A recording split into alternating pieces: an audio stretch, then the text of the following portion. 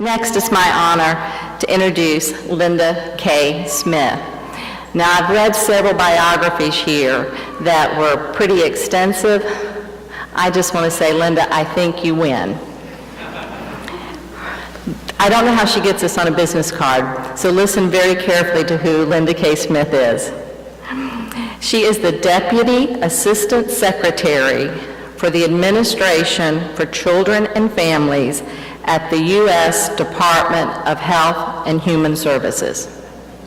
That's what's on her business card. I suggested that she just change it to say, well qualified. She provides overall policy coordination for the Head Start and Early Head Start program and the Child Care and Development Fund, as well as serving as the liaison with the U.S. Department of Education and other federal agencies. Her office serves as a focal point for early childhood policy at the federal level. She has previously served as the Executive Director for the National Association of Child Care Resource and Referral Agencies, also known as NACRA, where she represented more than 650 community-based agencies concerned with the care of children in their earliest years. Prior to joining NACRA, she served as a legislative fellow and professional staffer on the Senate Health, Education, Labor, and Pensions Committee under the chairmanship of the late Senator Edward M. Kennedy. Prior to this work, she was the director of the Office of Family Policy for the Secretary of Defense, where she was one of the primary architects of the military's child care program. Additionally, Linda has held positions with both the United States Army and the United States Air Force. Linda began her career in early childhood education on the Northern Cheyenne Reservation in her native state of Montana. We have Montana well represented. Needless to say, she is an expert in the field of early childhood education, and it is my incredible pleasure to introduce Linda K. Smith.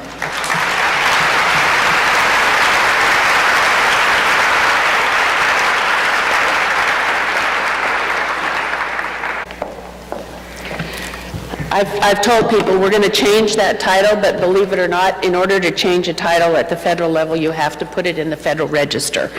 So we're trying.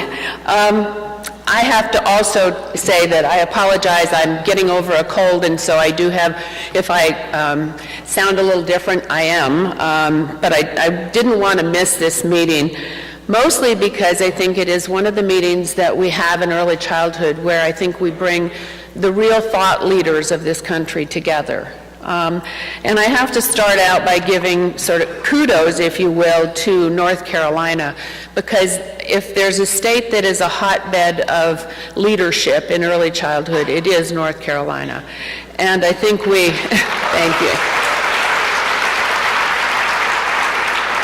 It goes without saying that the leadership around the quality rating improvement systems here in North Carolina, the Smart Start effort that we're here today for, the Teach and the Wages programs, and the pre-K initiatives that have been here in this state for so long have shown the rest of the country the way to go. And I think what we're seeing at the federal level is a direct impact, is directly coming from a lot of the lessons we've learned here in North Carolina. So in terms of my job, you heard what my job is at the Department of Health and Human Services, and I must say that I could not be there at a more exciting time. I feel like I'm very fortunate to be in the position that I'm in with the leadership that we have now at all levels in the federal government, supporting early care and education and what we need to do in this country. And I do thank Al and the folks at the Harvard School and across this country for helping our country understand brain development and what we are trying to do nationally on this, is that I think our country now gets it. We understand brain development in part because of a lot of the work that's gone on over the last 2 decades since the brain research started to really come out. So now where do we go with this and how do we use it? So these are really exciting times, and as it was said when I was introduced, Child Care, Head Start, I also have a responsibility for home visitation, especially tribal home visitation, Race to the Top, and the children's health initiatives that we have around the birth to 5 space.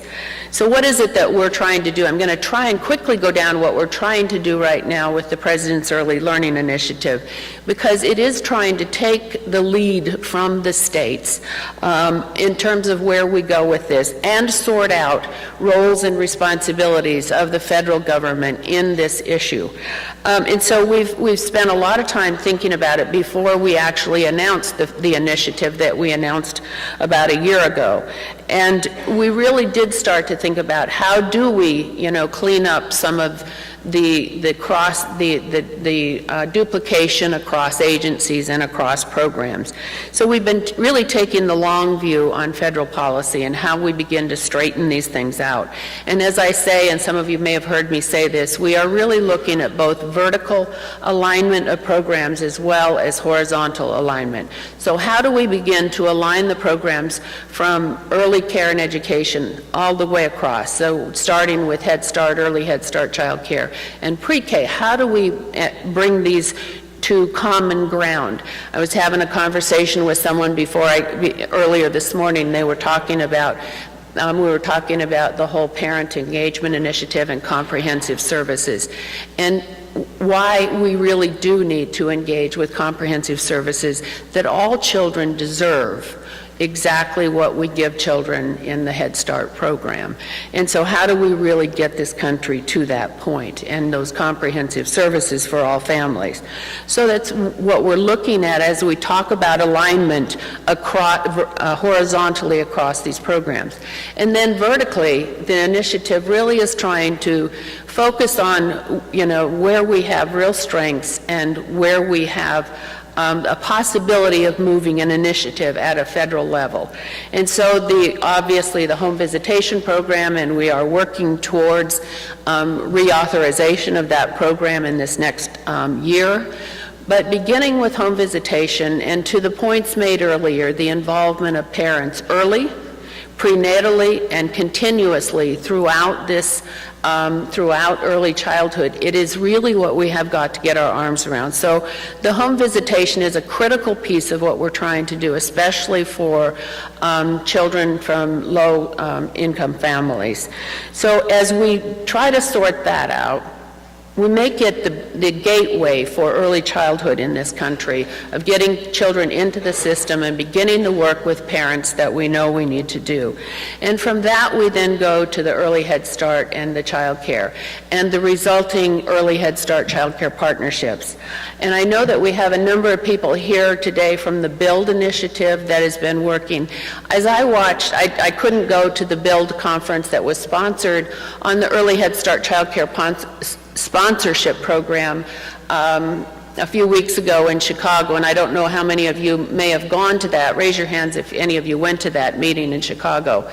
But what I saw happening there for the first time, and I was watching it remotely, was Early Head Start Child Care people sitting down and really beginning to understand the differences and the similarities between these programs. Now, for decades, we have sat there and looked at each other and said, well, the Head Start standards are so tough that we couldn't possibly meet them, and the child care people feeling like there is no way that we can really bridge this gap.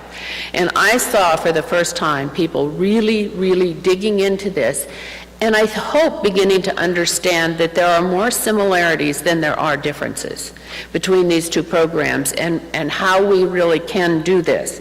So our efforts around the Early Head Start Child Care partnerships are the second piece of the Early Learning Initiative that we're working on.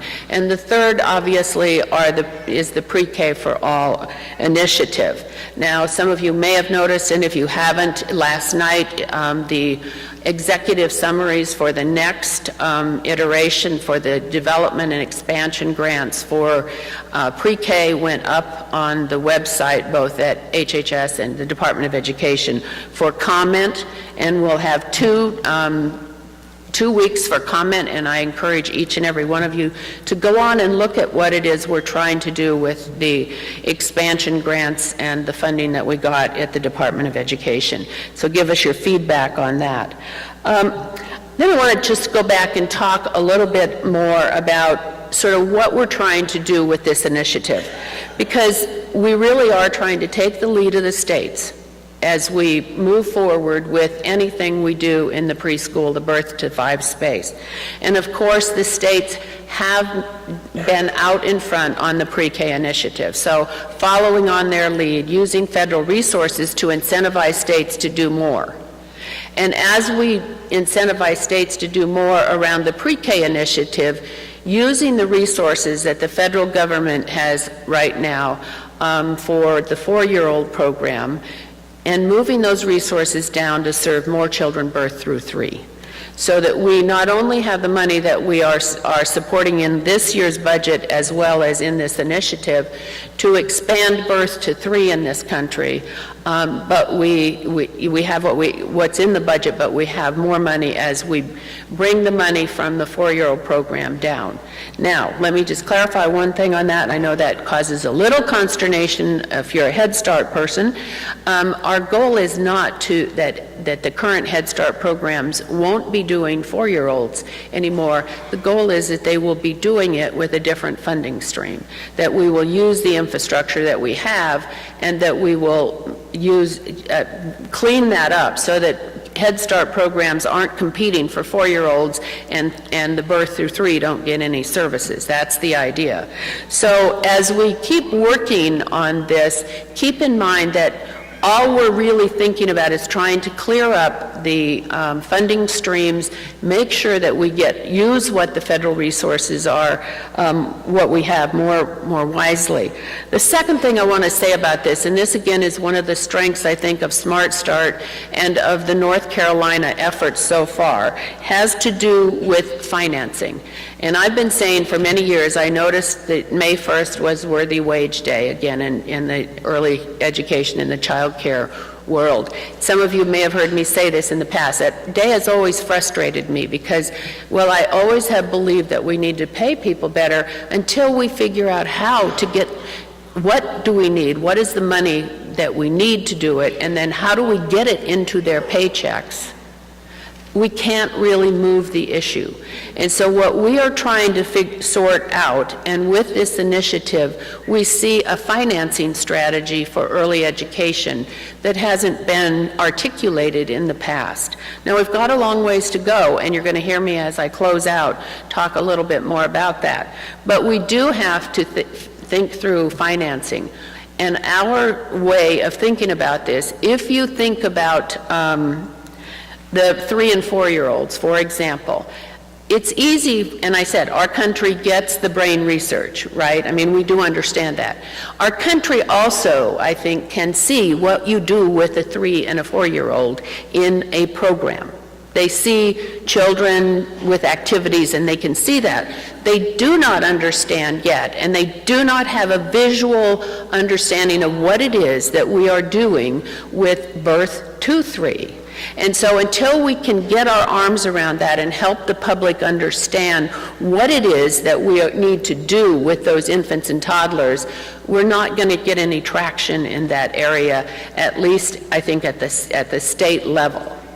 So this is where we think the federal government needs to focus its efforts on the birth to 3 space while the country sort of catches up with us on what is it that we're exactly going to do with these babies. We're not going to put them at a desk and teach them anything, and I don't think that they've quite yet understood what Al was showing on his slides, and that is that development in terms of what does that really mean in the language development and all these other areas. How do we do that? So we're trying to focus our efforts on that with the federal lift, if you will, being in the birth to 3 space.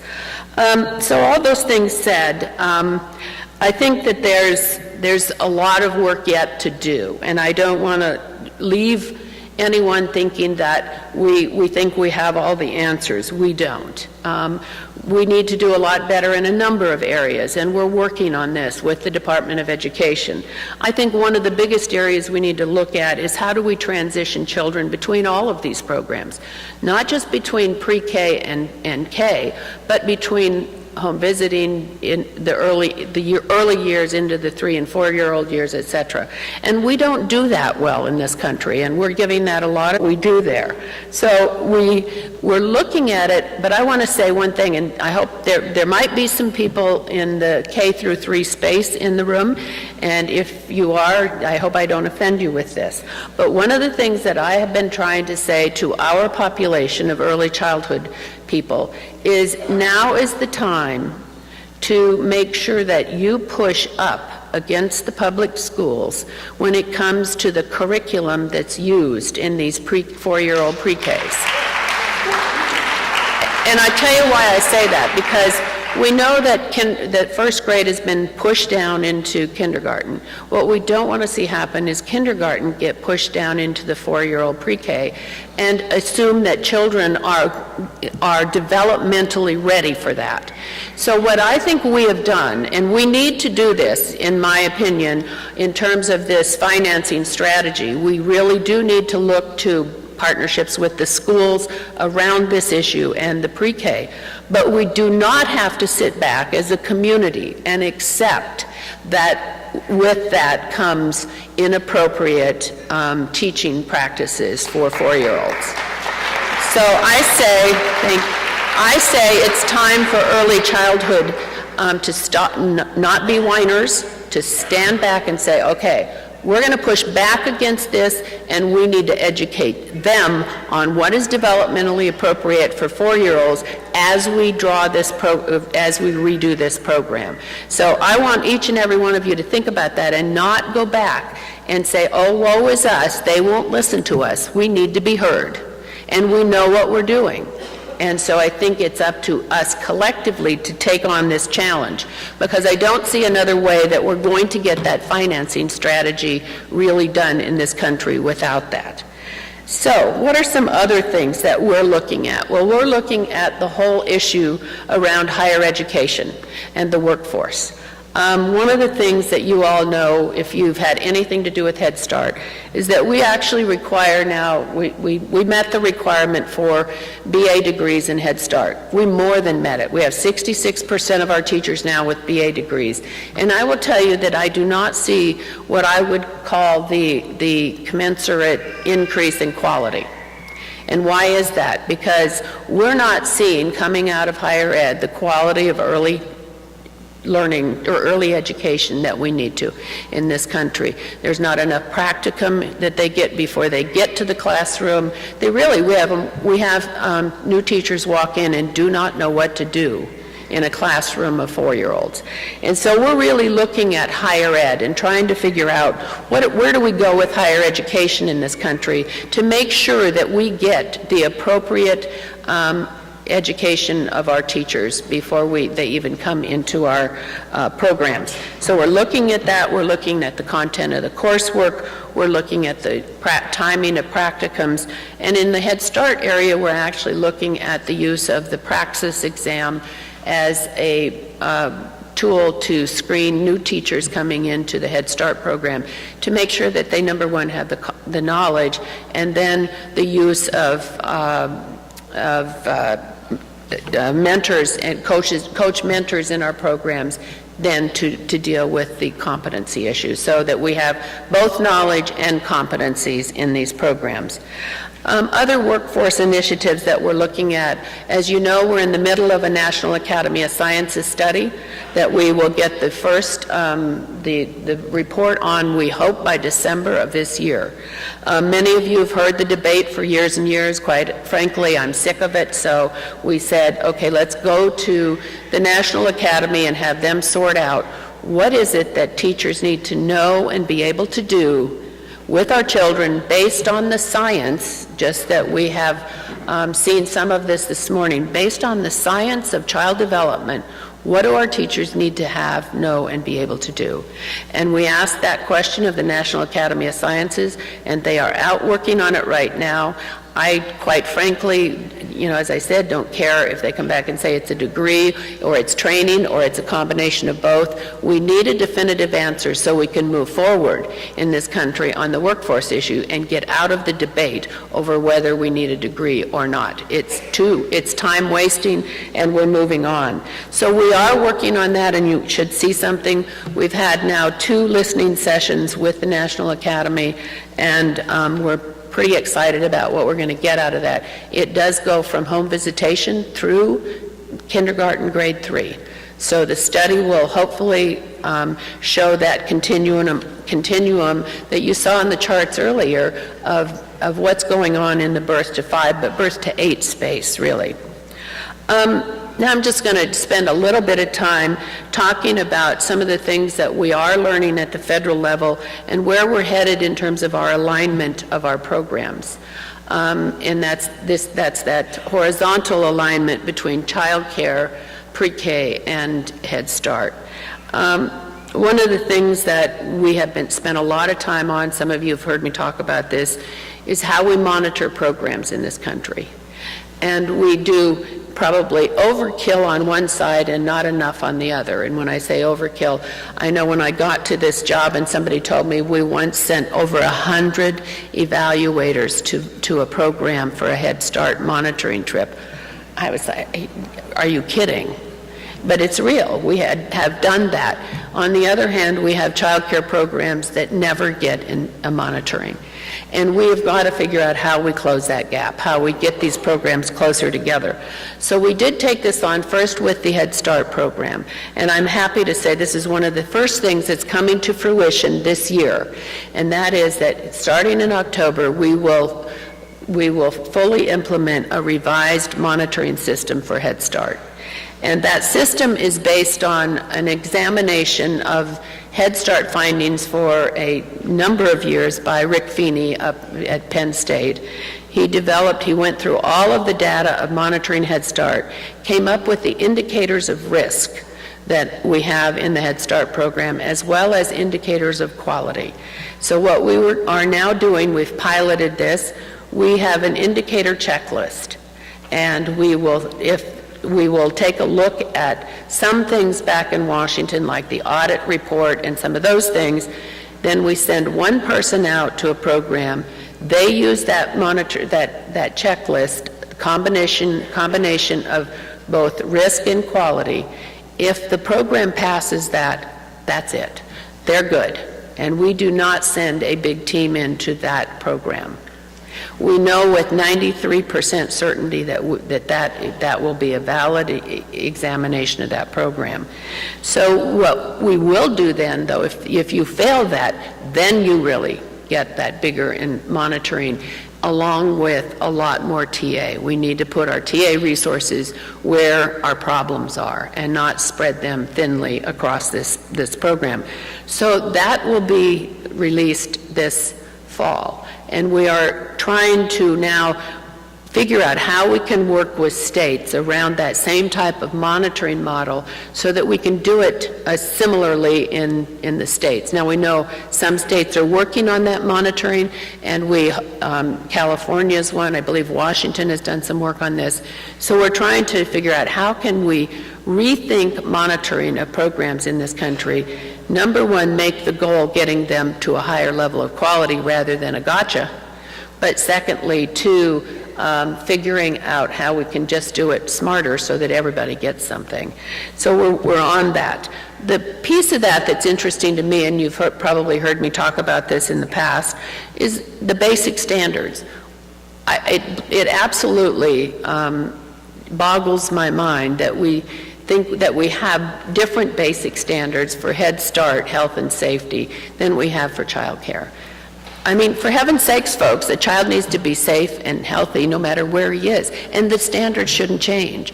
And so we spent the last year trying to figure out, or 2 years actually, what are the very basic health and safety standards that we need to see, not only in Head Start, but in child care.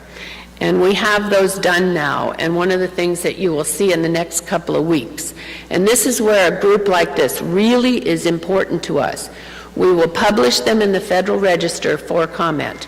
And we really want practitioners to look at them and say, we don't think this makes sense, or you've forgotten this, because here's what's going to happen with those standards. They will become part of the Head Start performance standards, and they will be referenced in the new child care reg, so that we are creating this system that looks seamlessly at these health and safety basics. And it shouldn't be that hard. Now, you know we've been tasked at the federal level to come up with health and safety for pre-K, and we expect that some version of this will also be incorporated into that work as well. But to set the commonality between the programs has been an important, I think, goal, and we're almost done with that. So I think that we've got a number of other things that we're working on around that. We are looking at what the lessons learned from our recompetition of Head Start. Where do we go next with that? And have some exciting things that we're talking about there.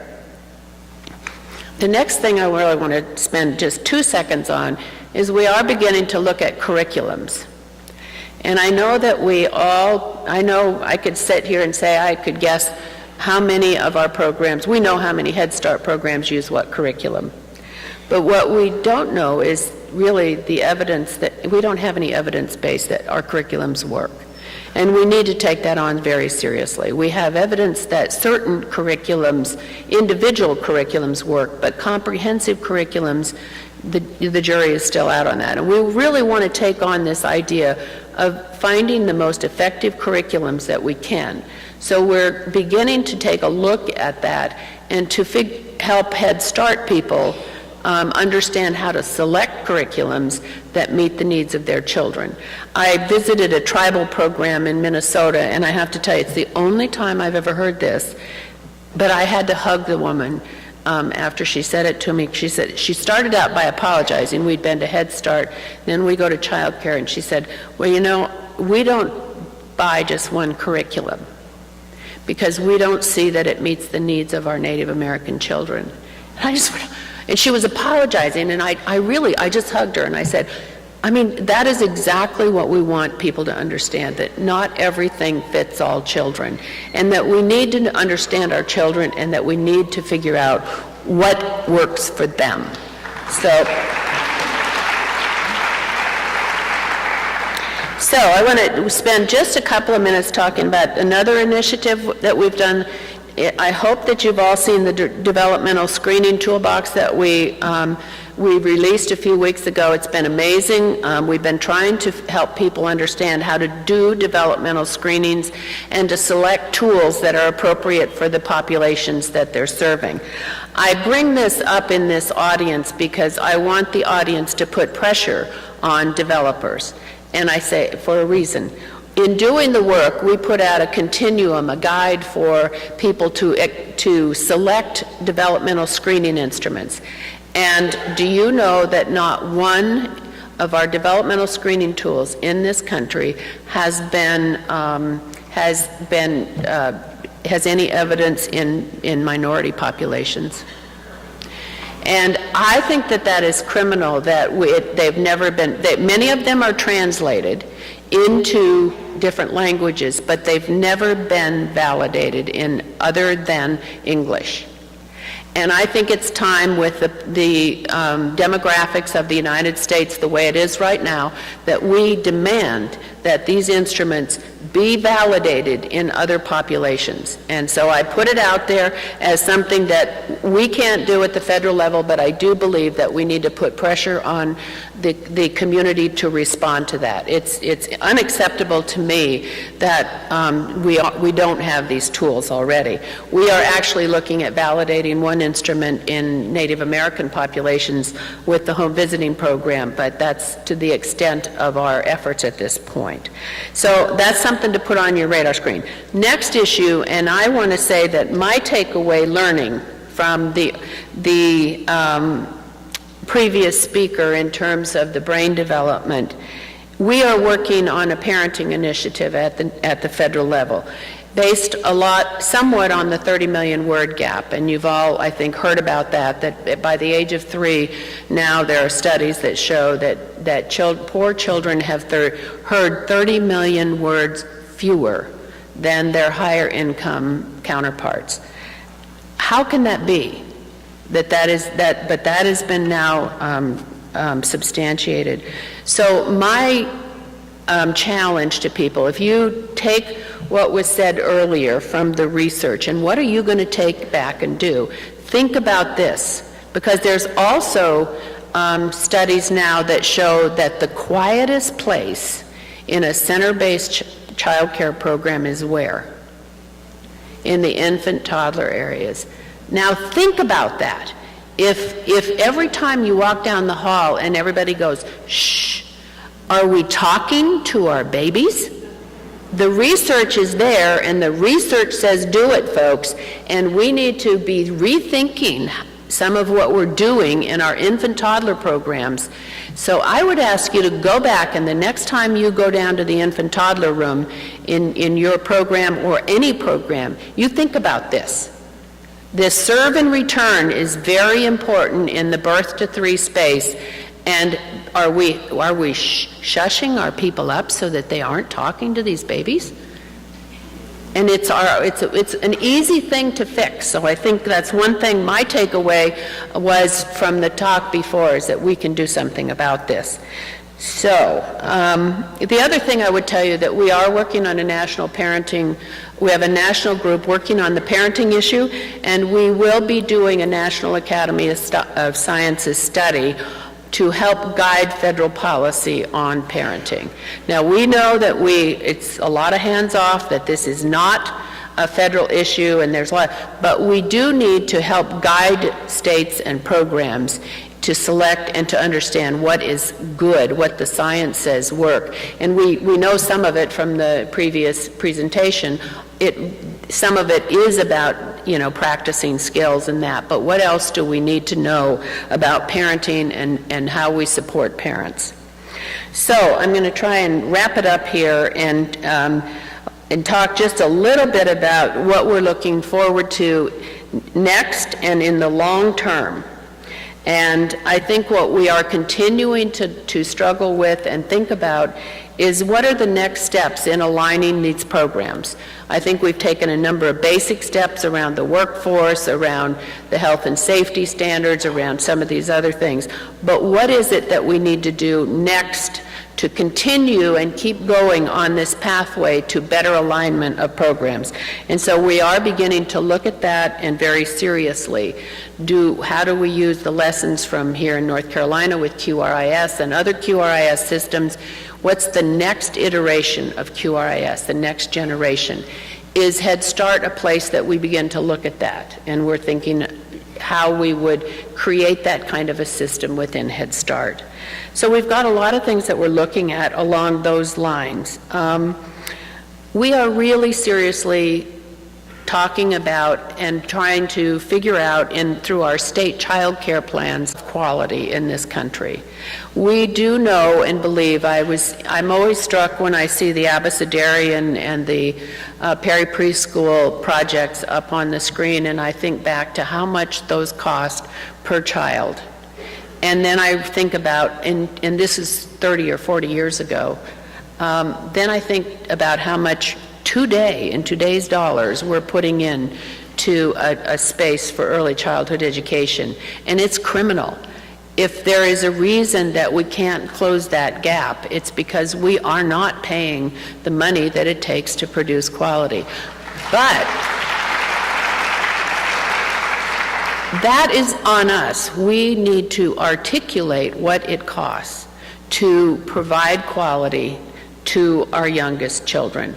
And to this point, we have not been very good about doing that. Some of us sort of hesitate to do it because we think, oh my goodness, if I tell them the real number, they're going to run away.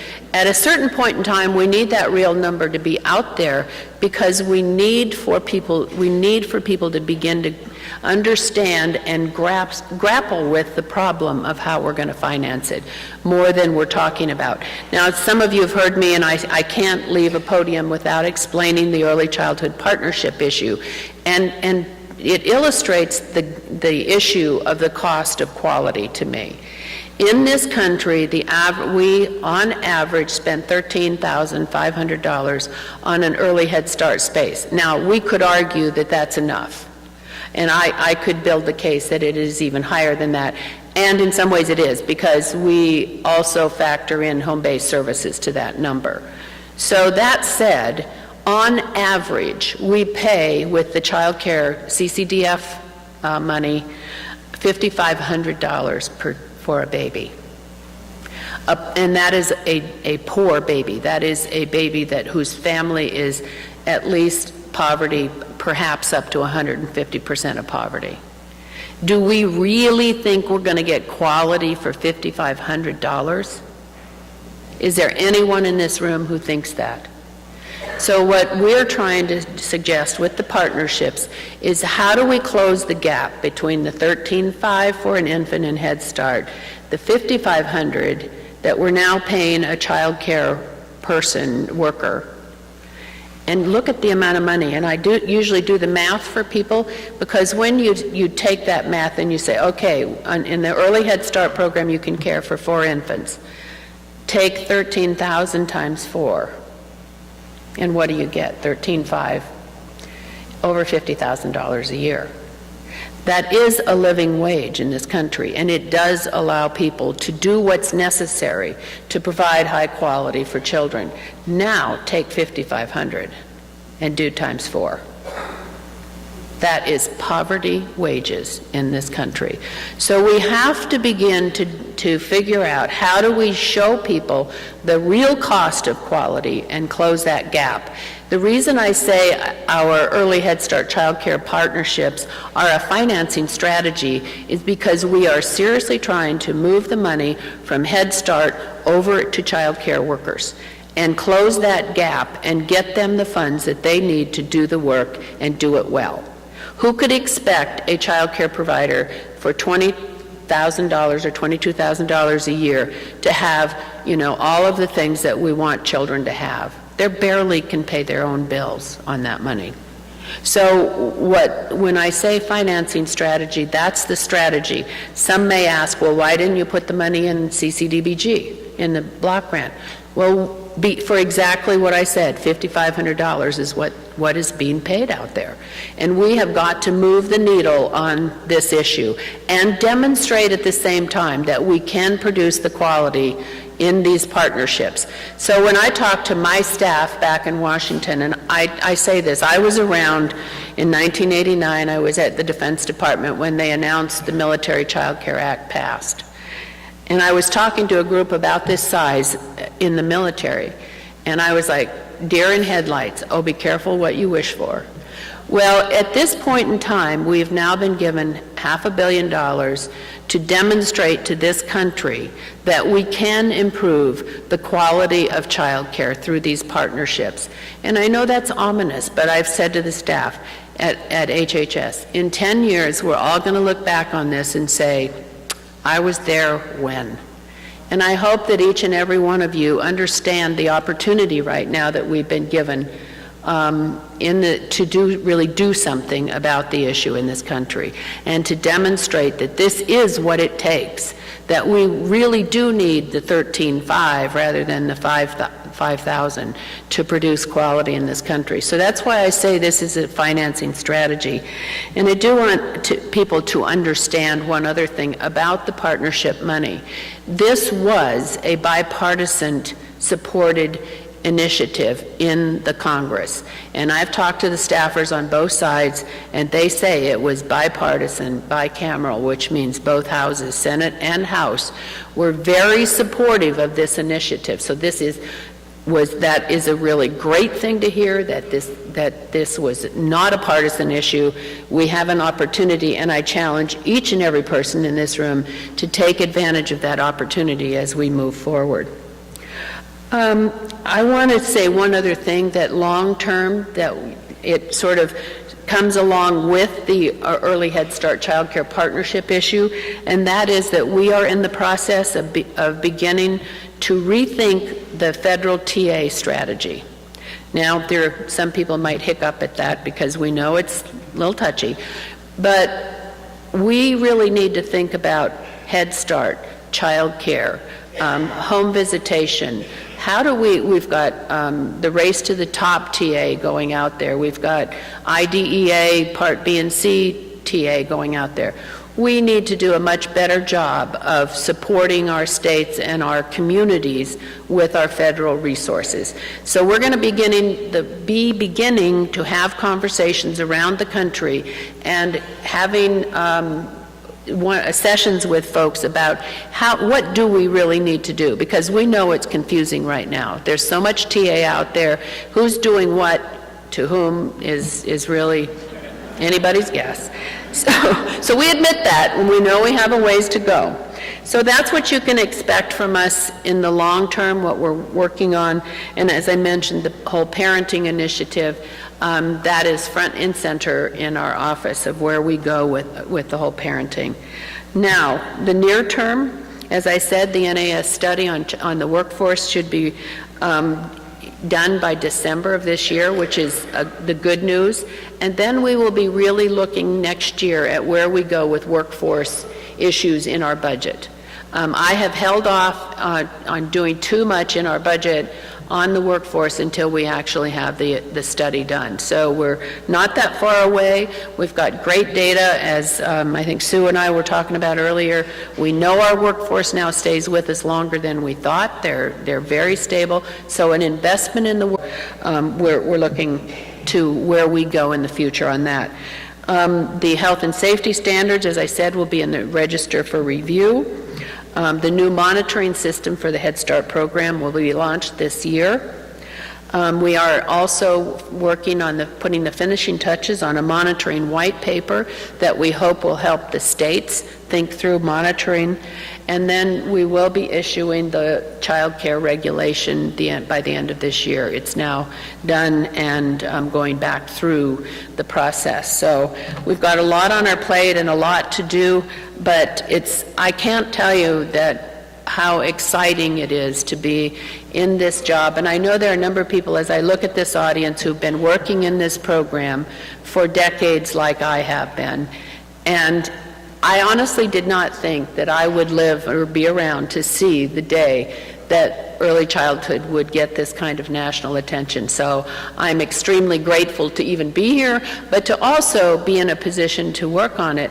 But all I can say to everyone in this audience is we need you desperately to be behind all of the initiatives at state, local, and federal level, and prove to Congress and this country that we can do this, because I think it's an opportunity that might not come again for a long time. So I appreciate all the work that's done here in North Carolina through the Smart Start Network. As I started out saying, you are the thought leaders in this country, and we look to you for what you do. I'm sorry that I won't have enough time to take questions, because if there's one thing I get from doing these talks, it's hearing from you all and understanding what the questions are. So if you have them, please get them to me. We are open to your suggestions, comments, etc. I like to close or talk when I speak, and some of you know this about me. I try very hard, and I mean this sincerely, when I get up in the morning, get in my car, when I start my car, to think about a child that keeps me going in this job. And it isn't always the same child. It can be a grandchild or a neighbor's child or somebody. And I was thinking, as I was thinking about this morning, last week I was on an airplane going back to Washington, and there was a child in the seat behind me, and from the sounds, he sounded like he may have been 3 years old or so, and he was so excited because it was his first time on an airplane. And he was just like, when's it going to go? Why aren't we going? You know, and then there were weather issues, and they held the plane. He was getting more and more agitated about it. He really wanted to go. And I was listening to the conversation the child was having along with his father, who was sitting next to him and talking him through what was going on. And I was listening just to the conversations, and you talk about, you know, the give and take of a father and a child, and how exciting it was. And then we finally are getting ready to take off, and this child was so excited you could almost feel him, you know, just wiggling back there. And he finally said, he just looked at, or he said something to his father, and all I could hear was, "Blast off!" And I was thinking, I hope not. But it was just so nice to hear the interchange between the father and the child, and the excitement of the child, and the opportunities. And I keep thinking, you know, every child needs that kind of excitement and interface with adults, and getting to the language thing. So you all think about a child today as you go through your work. The work you're doing is very meaningful and important to them more than all of the rest of us. So thank you for having me again. The second time I've been to Smart Start, and I really applaud your work, so thank you all.